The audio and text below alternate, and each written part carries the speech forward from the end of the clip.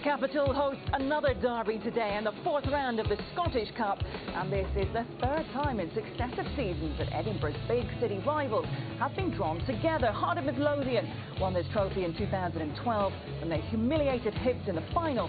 Since then, no longer a cup to cheer. Hibernian wait for a third final victory. It was well documented in 2016. They reached the semis last season, disposing of Hearts on their way when they overcome their aggressors once more. Hearts fans arriving at Tynecastle Park in confident mood, undefeated in their last 9 competitive games. But the Hibs fans arrived boasting their own unbeaten run in the last 9 encounters. Once again, this fixture is a sellout. Hearts of Midlothian against Hibernian in the fourth round of the William Hill Scottish Cup. Kick-off in just over 30 minutes at 2:05. So, could it be third time lucky for Hearts? They head into this game with a very impressive unbeaten run and a club record as well of clean sheets. This could be a huge game as far as defining the season goes for these two Edinburgh sides. I'm very pleased to say, watching the cup action over the next 90 minutes in the studio are Chris Boyd and Chris Commons. Plenty to discuss, of course. Back to action, back playing. It's back to snowing again, just like it was before the Christmas and New Year winter break. But how much of a boost will it give these two sides heading into this first game with such a big game? Yeah, I think it's always important to get back playing, but when it's a big game like this, especially the Scottish Cup, because over the years it does mean a lot to the players that play in it, and you would, with the success that both clubs have had, and Hearts will be wanting to end that unbeaten run that Hibs have been on. Does that give them extra incentive then, do you think? I think so, yeah. And obviously hoping for a little bit more entertaining game than the last time we was there. Obviously only one shot on target throughout the game, so hopefully a little bit more attractive football. A certain Stephen Naismith will give that for Hearts, but I think Hibs are in a vein of form now where they are confident at coming to Tynecastle and certainly winning the game. How big is this game? Is it the biggest game that they've played so far this season? I think it is, because Craig Levein he's been on a fantastic run, undefeated in 9, 6 clean sheets in a row. Obviously stopped Celtic's unbeaten run as well, but I think he would swap all of that to be the next round of this cup, and especially, as I said, to stop that run, the dominance that Hibs have had in this fixture over the last few years, and especially the Scottish Cup as well, because Hearts have went out the cup to Hibs in the last 2 years, and it's difficult to take when your big city rivals defeat you, especially in a cup. They won't want to be feeling that pain again, and they've both bolstered their squads, of course, of making signings in the January window. Will any of these players be making their debuts? Or we can tell you for Hearts, Stephen Naismith will be leading the line, in fact making his debut following that loan move from Norwich. So 4 changes from the Hearts side that draw with Aberdeen. We have Dimitri Mitchell, who's also making a debut as well on loan from Manchester United. Arnold Djoum, he's back, and Conor Randall also starts. Dropping to the bench, Jamie Brandon, Michael Smith, Don Cowie and Anthony MacDonald. As for Hibs, there's 2 changes since that draw against Chris Boyd's Kilmarnock. Vikinta Slivka comes in, Marvin Bartley in as well, with Danny Swanson on the bench, and there's no Anthony Stokes at all. The 3 loan signings on the bench for you: Scott Bain on loan from Dundee, striker Jamie McLaren, and ex-Hearts defender as well, Faisal Rera. Come to you first, Chris. Don't ask me to pronounce that, Haley. Okay. Let's just going to chat about the away side just very briefly. Can you understand the changes that he has made? Well, of course, you played against them last. To be fair, they actually dominated the game for a large period against us. We got a goal early on in the game, but Hibs they dominated the game for large spells. There was obviously the incident with Anthony Stokes, Boyle, and I can't remember who the other one was, when they were Danny Swanson. That's why he probably finds himself on the bench. Stokes is out of the squad altogether, but it doesn't surprise me, because it's something that's followed him all the way through his career. It's very disappointing. Chris will tell you, he's played with him, he's an excellent talent, but once again off-field antics seem to have derailed his career. It's disappointing because he is obviously Hibs' top goal scorer at the minute in the league, so I think it's disappointing on that part, but I think Neil Lennon's probably took it as far as he can do in terms of keeping the rest of the group in the changing room happy, because it's one incident after another with Anthony Stokes, and he obviously when you go away on a bit of a time away, hotel, team bonding, Chris will know as well as anyone, when you're with a teammate 24 hours a day, you get good team bonding. It's a reason why people do it, why squads go away. Anthony Stokes and clearly 1 or 2 others have overstepped the limit and pushed Neil Lennon to as far as it can go. Yeah, but I think on that as well, though, Chris, Neil Lennon's looked after Anthony Stokes for years now. You know, he's looked after him. He kept him at Celtic. When there was incidents after that, he then took him to Hibs. He had a successful loan period, yes, but you know, it's disappointing, not only because he is a fantastic football player, but as you say, you know, he is Hibs' main goal threat, and you know, the fans who pay good money have to miss out on him again today. Okay, well, we'll hear what Neil Lennon thinks about that in just a moment. We'll get the pre-match thoughts of both managers. We can first hear from the Hearts boss, Craig Levine. Craig, is this a Hearts team and a Hearts squad now that you have more options to choose from? Yes, yeah, we've got boys back from injury, and we've brought a couple in, so yeah. How big an impact can Stephen Naismith have today? I'm hoping that he'll have a huge impact on the match. Certainly his ability and his attitude, no matter what happens, will assist us for sure. I'm aware that it's his first team game for a little while, but he did play last Sunday, scored a couple of goals and set up another one. So it's not as if he's coming into the game having not played for a while. He's not had a lot of time to train with his teammates, but in a game such as this, does it matter? Did the adrenaline get you through? He's a 31-year-old, 45 times capped international player. He'll have seen most things, so I'm not worried about that. Do you expect a similar game from that of December here, or do you expect something different given it's a cup tie? You can only ever try 100%, and I think these games, generally, the two teams try 100%. I expect the game to be in a lot of ways similar. I'm hoping that some football will break out every now and then, but we'll see. You've got such a great defensive record. Is there a change in setup today in terms of 3 at the back? Well, you need to work that one out for yourself. How key is that defensive record though, and is it just confidence breeding confidence every week? Yeah, it's a byproduct of people working hard and all over the pitch, and you know, we didn't set out at any point to have 6 clean sheets in a row, and we tried not to lose goals, and as a consequence of that we've got to where we are just now. Hibs are very potent in the forward areas, so we'll need to be just as good again today. Good luck. Thank you. Yeah, so Hearts have added to their front line with the loan signing of Stephen Naismith, but what does he bring to not just Scottish football, but to particularly this side in a key game like this? Quality. You know, there's no doubt about it. You know, he's 2 years ago he moved for £8 million. You know, he doesn't become a bad player overnight. Yes, it's probably the financial strengths at Norwich. You know, they've shipped a few people out. But you know, Craig said something as well. He's on 45 caps for Scotland. He will want to get to that Hall of Fame mark of 50. He's an excellent player. You see here drifting in between centre halves. That's against the world champions, European champions at the time. You know, he's an excellent player that he always seems to pick up, you know, little key areas in the pitch to get himself involved in it. You know, whether it's even nicking balls off of you know, defenders trying to play at the back, he's always in the front foot to start an attack. He can finish as well, as you've seen here at the highest level. He's got a real good knack of getting into real dangerous areas on a regular basis. He just finds himself in real dangerous areas, scores some great goals, left foot, right foot, and with his header. And playing against him personally, he was one of the sort of players that you wanted to try and upset and rile, put off his game, because you know if he gets into his stride, he's such a dominant player, he's such an influential player in and around his squad that his impact made everyone else better around him. And I think looking through the squad there, someone like John Souttar and Harry Cochrane, what they must be thinking of seeing Stephen Naismith come through the door, because not only does he bring quality, experience as well, and experience at the top level. And you've seen goals that he's scoring. He scores goals in big games. You know, Liverpool, you think about the Man City games, Chelsea games, he scores goals in big games. So this will be a walk, well, I wouldn't say a walk in the park, but it not phasing at all. You know, he's under a bit of pressure, but you know, he's by far Hearts' his highest paid player, so yeah, he'll come here under a bit of pressure. But you know, we can talk a lot about the qualities.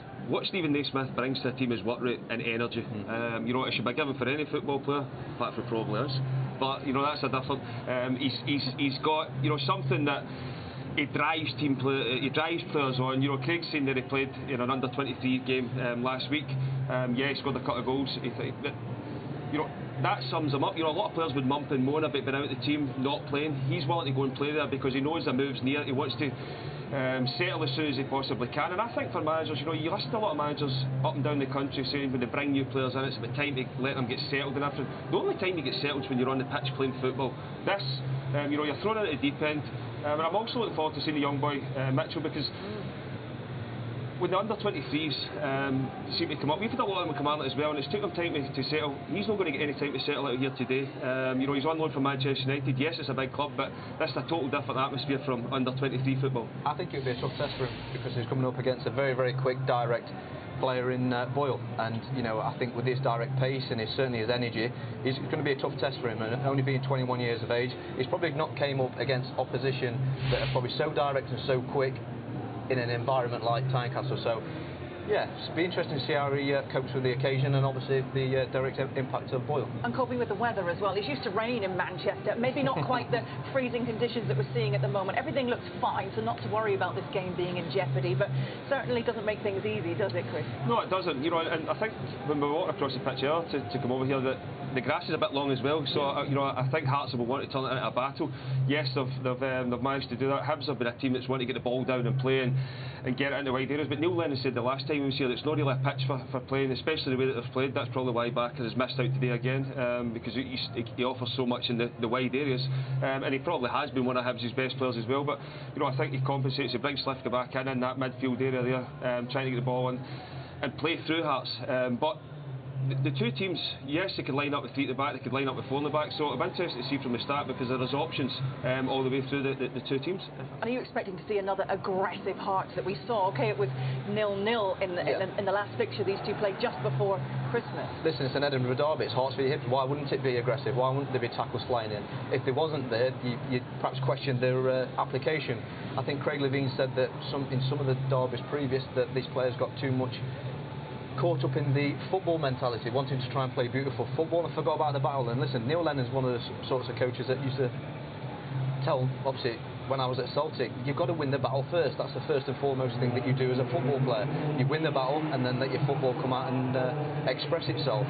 I don't see any reason why the game previous not be the same today. I think it will be fast, frantic, tackles flying in, a greasy surface that's going to put players on edge just a little bit, just to time the challenges correctly. But certainly Craig Levine and Neil Lennon will get their players fired up for this game. And what about the mentality as well? There's a fear of not wanting to lose the game. Do you then forget how to win it? No, I mean, I think especially against your rivals, you're always on edge. But you know, they'll go into it as any other game. You know, yes, we've spoke about how good a run Hibs have been on against Hearts, but you know, it all goes out the window today. It's a derby, anything can happen. You see the weather conditions. You know, as Chris said there, if you've missed time that first tackle, you could booked early on, and then it becomes a long 90 minutes for you. You know, after you get booked, how many minutes it is after that. But you know, it can be difficult if you miss time that tackle. So yes, you need to do, as Chris said, you need to win the battle, but you need to play with sensible, controlled. There is enough quality on there to do that. Both teams will look to get the ball down and play. But you know, I think Hearts, if they want to turn it into a battle, they'll turn it into a battle, because you know, yes, there's been a lot made about the quality Stephen Naismith brings, but he will, you know, he'll rile defenders up. He's got bite in him, hasn't he? Yeah, you know, he's not scared to leave one on, one of the centre halves. And you know, and with Christoph Berry as well, he knows him. He's played with him with Scotland, so we'll be looking forward to that challenge.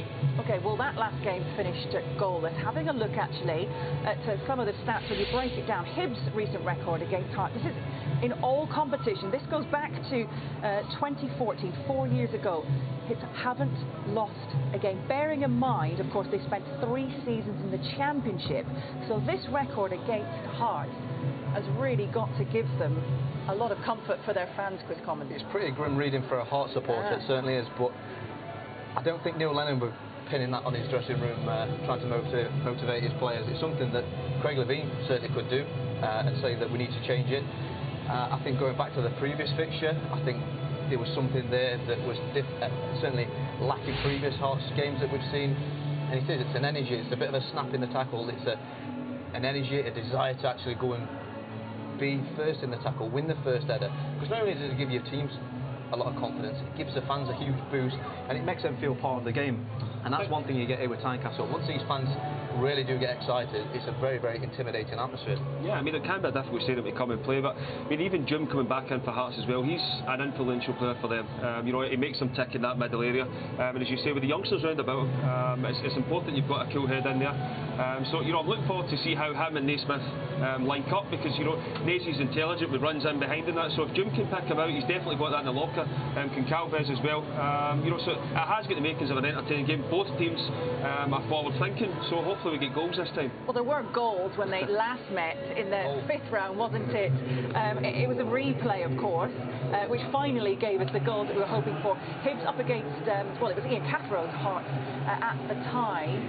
Obviously, these are two fairly different sides from this game back in February. But what do you take from this and put into today's match, Chris Boyd? I think Hearts need to win today. There's no doubt about it, because there is something as soon as Hearts go to Easter Road. You know, that the pitch is bigger. Hibs can get the ball down and play the way they want to play. Hearts will look to get this tie finished today. It will be a very different game. There's no difficult game. There's no doubt about it. But you know, Hibs, there's something about them that they always seem to. Even if they're not playing well in these games, they seem to, especially recently, you know, it was the end of Robbie Nielsen as well for a lot of Hearts fans. I think it was the previous season when Hearts were 2-0 and Hibs came back. They always seem to find something to get back in a game against Hearts. So, you know, I'm looking forward to it. I think it'll be an excellent game and hopefully a great spectacle for Scottish football. You don't want your bogey team to be your rivals, though, do you? Really, bit of a problem. Right, let's hear from Neil Lennon. He's with Luke Shanley. Neil, do you expect something similar to that of December, or given it's a cup tie, something different today? It might be different. You can never predict, you know, a derby game. You know, Craig's made a few changes to his personnel. We're quite similar in the way we've gone about the last game, so maybe a different approach from Hearts. Are they a different proposition then, given Naismith's in as well? Well, I don't know how much football he's played. It doesn't matter who comes in. I mean, he's a very, very good player, so I expect he will make them better, but it's his first game, so it's a big ask to play in a derby like this so soon. What about your team today? How's it looking? Slivka is one of the men you brought in. What's the thinking behind that? Just a bit more legs in midfield, a bit more threat going forward with his pace, and we've got good pace with Shaw and Boyle, and we've got a midfield that's as good as anything in the country on its day, so yeah, we're quite strong. You know, we're happy with the personnel that we have, and very much looking forward to the game. Snow's on. I know you had a lot to say about the pitch as well. How do you think it will hold up today? Looks alright. There's more grass on it for sure than there was last time we were here, so you know that will give the soil a bit of protection. Might not cut up as much, and it'll be a quick pitch because you know there's plenty of moisture on it as well, which hopefully will suit us. Can you read into your previous derby record, given how good it's been of late, or is it something you have to put to the back of your mind? It's not interested in it. You know, it's just this is the next one. You know, and what's gone on before is, well, it's down the record books. It's irrelevant to what goes on today, so it's all about this one really. No Anthony Stokes in your squad today. What's the reasoning behind that, and is it related to what happened in Portugal? Not in the right frame of mind, and it's my decision not to put Anthony in the squad. Has he got a future still at Hibernian? Well, you'll have to wait and see. Thanks for your time. Good luck. No bother. We've already talked about Anthony Stokes, maybe not sounding too positive, even not just about not being involved today, but going forward. Yeah, I mean, there has been speculation that Charlton's came in. I mean, it is speculation. You cannot really take it to heart about paper talk, but certainly there's an issue there with Anthony Stokes. Whatever went on in Portugal, there's a problem there. Now, if Neil Lennon can get Anthony in the right frame of mind, and it is about his frame of mind, if he can do that, then he's a real asset to Hibs, and not only creating goals, but scoring goals as well. And he's a big influence in the dressing room, and I think that's another reason why Anthony Stokes has been pulled out of it, because he's probably causing unrest with the rest of the squad. Now, Neil Lennon's got a job and a duty as a manager to take care of the team. It's not all about Anthony Stokes, so if Stokes can get his head in gear, he's a real asset to Hibernian, there's no problem. But I mean, just again, how much of a loss is it to lose a player who scores the amount of goals that he does? I don't think it's just the goals he scores, Taylor. You know, he's a quality player that picks up areas similar to Stephen Naismith, is what we spoke about there. Coming into areas, picking the ball up from midfield, connecting the midfield to the strikers. Yes, he scores some goals, but you know, I think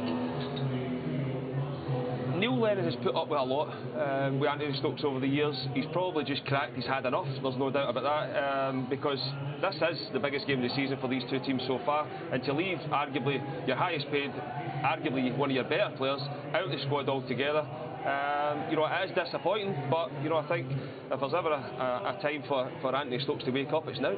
Or ever a time to leave, to be replaced, it's now because of the January transfer window as well. Or how do you replace him if that would even be an option of him leaving? I know, and you know, see, this late on in the transfer window, I don't think for 1 minute that Neil Lennon would have been going to Portugal thinking I'm going to have to replace Anthony Stokes. But like Chris has just said there, it's one thing after another with Anthony, and he's such an intelligent player on the park. You know, if he just had a slight bit of intelligence off the park, then he'd be a top player. You know, he's got all the ability. You think at the clubs that he's been to, the chances that he's had, and now he finds himself now falling out with a manager that pretty much has been like a father figure to him. He keeps letting down Neil Lennon, who's given him chance after chance after chance. But you know, he's doing the squad today, so you know it is what it is.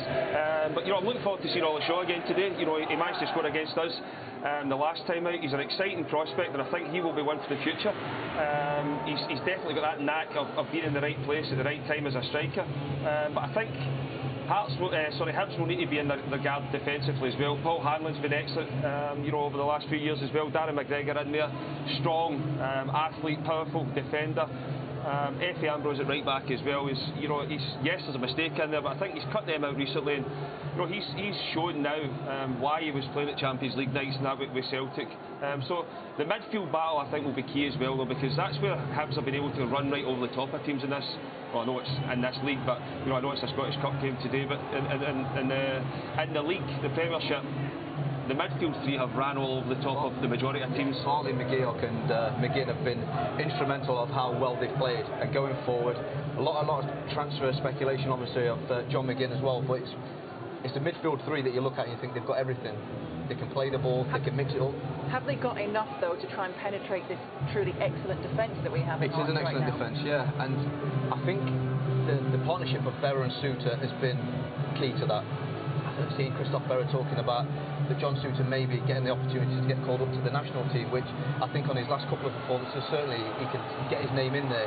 But these are the sort of games that you need to stand up, be counted for, and put in another great defensive performance. And after, I mean, he's only 21, and after rupturing his Achilles, he's certainly not only come back better and fitter, but he's the one that comes out with the ball and kind of makes Hearts play in a positive way, where Christophe Berra is the old-fashioned, a real good defender, but you don't want him on the ball. That's what I'm about to say there, Chris. You know, there's a lot made of how good teams play coming out for the back now. You know, there's one thing about Christophe Berra. It's no coincidence that Hearts have had the amount of clean sheets that they have recently, because you know, if it needs to go in Rosehead, it goes in Rosehead. You know, yes, we all want great, tidy players, but you know, first and foremost, the art of defending is on the verge of getting out the game for me altogether. You know, and there's one thing that Christophe Berra does: he defends, and he defends properly. You mentioned Rosehead. Just behind there is somewhere quite familiar to one of these players. In fact, Hibs captain Paul Hanlon, he knows this stadium very well. In fact, he went to school just behind here, and he made his debut for his side 10 years ago in this competition this month. Today, it's his 25th Edinburgh derby, and he has some very special memories of it. May 2009, it's my first ever derby. Probably most of our starting 11 were either injured or suspended that night. No one gave us a chance really. We're going into the game with a depleted squad and players playing out of position, so that's probably one of the main reasons I was in the team, and managed to get a penalty. Derek Ryden scored that. It is Derek Ryden, and it's 1-0 to Hibs.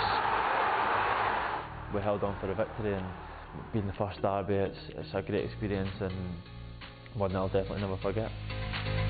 Second favourite Edinburgh derby moment would be probably when Ross Caldwell scored the winner. I think it was May 2013. Darren Barr gave Hearts the lead in that game, and then a bit of magic to Lee Griffiths for a free kick got us back in the match.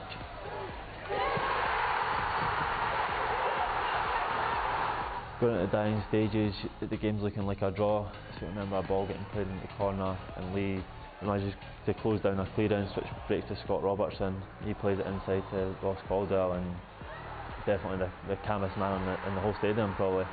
Manages just to guide it in the top corner, and just a great feeling really, be on the pitch, seeing the whole Hibs end jumping for joy, and just being a Hibs fan as well. It's just a great feeling winning an Edinburgh derby, and no, that's one that definitely sticks in the memory. Favourite Edinburgh derby moments, it's an easy one to be honest. The Scottish Cup match at Tynecastle, 2-0 down in that game and managed to get it back to 2-all. 4 minutes stoppage time is confirmed. McGinn takes some save. Hanlon trying to do it back in. This is astonishing! Paul Hanlon! Edinburgh boy! Hibs fan! A remarkable comeback in this Scottish Cup showdown! No, it was a great game to be involved in, and to score the equaliser was very special for me, a special moment in my career, and looking back at it now, when we managed to go on and win the cup, it just makes it even better. They are very special games to play in, aren't they? Any derby that you play in, but particularly this one.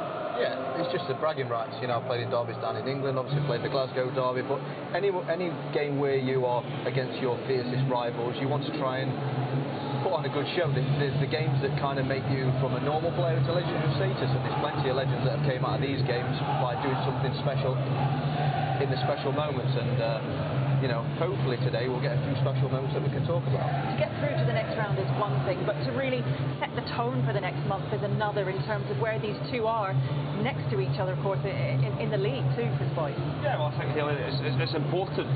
You know, momentum in football and confidence is such an important thing in football, and you know, if Hearts are able to defeat Hibs today, you know, they can you know, go on and push on in the league. They've been on a fantastic run. They've managed to get closer to them, but you know, I think Hibs over the course of this season so far have been the better team. But you know, as we said, it's the Scottish Cup. Everything goes out the window. As Chris said, the bragging rights is what, you know, both sets of fans want. It's what I'm looking forward to. You know, as we see there, I don't think with the weather it might not be the prettiest of games again, but I think we will get entertainment today. Yes, as we spoke about earlier as well, you know, the goal that get chopped off the last time in the league meeting. Hopefully it's a better spectacle than that. Would a replay though not maybe even suit him? I think at this stage of the season you're looking to try and limit the amount of football that you are playing. I know they just had the winter break, but I think both sets of managers will want just to get into the next round of the draw and then concentrate on the league. And you know, ultimately, if Hearts do get a victory today, it will give them momentum that they can go on and catch Hibs in the league as well, which will be another target for Craig Levein. Yeah, absolutely. As far as Craig Levein settling into the side and what he can do and what he can bring, and he showed he can bring in big names as well, do you envision many more changes being made this January? I think that's probably going to be Hearts' business done. I would be very surprised if... Has he done that particularly because he knows this is the first game? He's wanted to get it done by this stage. Yeah, well, I think as a manager you want to get a business done pretty quick in the window so your team's ready to come back, especially with the winter break. For me, yes, there'll be players buzzing off and happy because they got a week off and that, but for me it was a total waste of time, because you're back to the Scottish Cup, you've got a midweek game Tuesday, Wednesday, you've then got another game next week and then another midweek game, so you'd rather play it, you know, and because of the weather as well, there's games going to be called off. But you know, as Chris said, I don't think any team will want to go to a replay. Maybe the directors will want to get the money, but you know, I think for both sets of players will want the game done today, and hopefully we do get a winner, because as I said, there has been a lot of games that's been boring, but they've gave us a lot of talking points anyway. Yeah, lots of talking points as well off the back of the weekend and other fixtures. We would have been covering the Fraserburgh Rangers match today. Unfortunately, that was postponed, as was for Martin United up against the Cove Rangers. That too postponed. St Mirren were beaten by Aberdeen 4-1 yesterday. Albion Rovers St Johnstone will be played again. Alloa were beaten by Dundee United at home. Ayr United beating Arbroath 4-1, and Celtic with a thumping win over Brecon City. The draw between Dundee and Inverness Caledonian Thistle. Greenock Morton beat Dunfermline. Aurora Rangers beating East Fife. Big win for them. And Kilmarnock and Chris Boyd's team beating Ross County at home. Another postponement was Livingston's game. Motherwell beat Hamilton. Peterhead Dumbarton will of course be rearranged, as well as the others. And Queen themselves lost at home to Partick Thistle. And we will of course have the sixth round draw a little bit later on as well. As soon as this game finishes, we'll find out which of these two progress, or whether this in fact will go to a replay. But here's hoping that we do have an entertaining game and a game full of goals, because that is what has been so lacking from these games, hasn't it? It is. Well, these goals that are going to be choked on. It was just the biggest talking point. Like, obviously, the last game was the the disallowed goal, or the goal that was never given. Let's just hope that we see balls hit the back of the net today. Yeah, but I mean, on that as well, Chris, there's a lot of people talking about the VAR in Scotland and everything. For me, it would be a waste of time, especially the goal line technology and everything as well. When you look at Hearts have supposedly shelled out 160 grand to bring Stephen Naismith to the club, a fantastic signing. When you look at it, it maybe happens once or twice a year, but you can have a player. But there's 250 grand to put the system in, and it happens once or twice a year. For me, it's a total waste of time. I think if you go and ask all the managers, would they rather have the 250 grand to bring in a couple of players or to put a couple of computers above a goal line? I know what I would be taking if I was a manager. I don't think it's so much the managers. I think it's the referees and the officials. Now, they're under pressure to get every decision right anyway, which is inhuman. You can't do that. It's almost impossible. The fact that we've got all these pictures here that show that balls have clearly crossed the line, all you end up doing, Hayley, is speaking about the officials and how they have not seen it. We would be out of a job, Lucas. And you? That's what I said, we would be out of a job. No, but there's got to be something there in this day and age, Hayley, in 2018, where the officials need extra help, and it's in every single sport, and I've spoken about it previously. Every single sport has got video technology. I've seen even down in England the other night there as well. They can get it wrong. For me, I think it'd be a total waste of time to bring it to the Scottish game. The money, it's not there. And as I said, if you go and speak to every club, 250 grand to put in a machine or 250 grand to bring in a couple of players, I bet you 90% of them would say, I want the players. Well, it seems that it happens to Hibs an awful lot, though, doesn't it? So maybe they, of all the clubs, might be the one that could... Yeah, it does. You can understand why on the incident. You can understand on the incident, but as I said, it maybe happens once or twice a year. But I'm looking forward to the game. For me, I'm going for a Hearts win today. Okay, by how much? Come on, let's get a proper prediction. I fancy Hearts 2-1. Okay. I'm going to say Hibs 1-0. Okay. Yeah, I think Hibs will win. Okay. Right, well, let's take you to a chilly commentary team. Andy Walker wrapped up alongside Ian Crocker. Thank you, Hayley. Less than 4 weeks to go. These Edinburgh rivals drew